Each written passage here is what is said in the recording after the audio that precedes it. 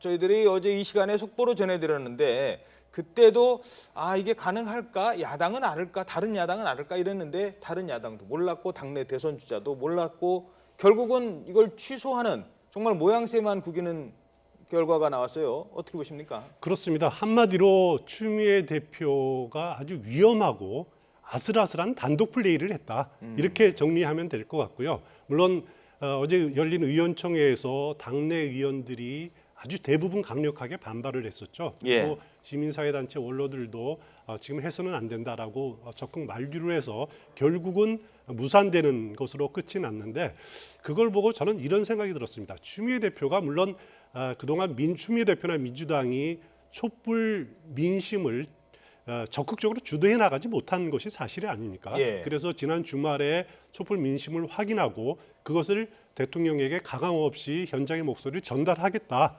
그런 선의에서 시작이 됐다고는 생각이 되지만은 결국 그동안 이 과정을 주도하지 못한 데 대한 조급함이 상당히 자리 잡았지 않느냐. 예. 그래서 물론 다른 야당과의 관계에서도 좀 주도권을 국정의 주도권을 잡겠다라는 그런 의도가 다분히 담겨져 있었는데 명색이 제1야당의 대표인데도 그렇습니다. 예. 그래서 계속 그 제1야당 대표가 가만히 있어야 된단 말이냐 이런 표현을 하지 않았습니까? 예. 하지만 그것이 결국은 야권 공조를 깨트리는 그런 그 가능성이 있다라는 그런 경고들이 계속 있었고 예. 또 어떻게 보면 촛불 민심은 그동안 추미애 대표나 민주당이 가만히 있다가 그렇죠. 다른 밥에 뒤에. 숟가락 올리는 것 아니냐. 예. 숟가락 올리다는 차원을 넘어서서 아예 주빈 행세를 하려고 하는 것이다라고 하는 그런 거부감들, 반발감들이 상당히 작용을 했던 것 같습니다. 그러니까 100만 시민들 모이는 자리에 사실 추미애 대표나 박지원 비대위원장 같은 경우는 그냥 와서 자리 하나 차지하고 갔지 그동안 역할이 없었다는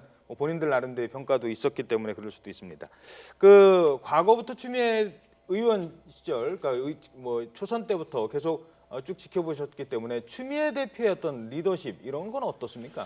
추미애 대표가 별명이 그 추다르크라고 그렇죠. 그럽니다. 잔다르크하고 이렇게 그 성을 합쳐서 추다르크라고 그러는데 그만큼 어떻게 보면은 나 아니면은 해결을 못한다라고는 이제 독단적인 리더십이 좀 있는 것은 사실입니다. 예. 그래서 과거 환노위원장 시절이었죠. 그때 비정규직 법안을 그렇게 처리하는데 합의를 해준 그런 경우도 있었고 그렇죠. 또 지난번에 9월이었죠. 대표의 취임 직후에 전두환 전 대통령을 예방하겠다라고 당내 의견 수렴 절차 없이 단독으로 결정을 해서 또 전두환 전 대통령 측과 일정까지 조율을 하지 않았습니까? 예. 그 당내 반발에 밀려서 취소하는 그런 그 경우도 있었는데 한번 추미애 대표 좀 리더십 상처받은 건 틀림없는데 과연 이런 리더십이 지금 이 단계에서 필요한 건지 한번 스스로 돌이켜보는 그 계기가 됐으면 좋겠습니다. 알겠습니다.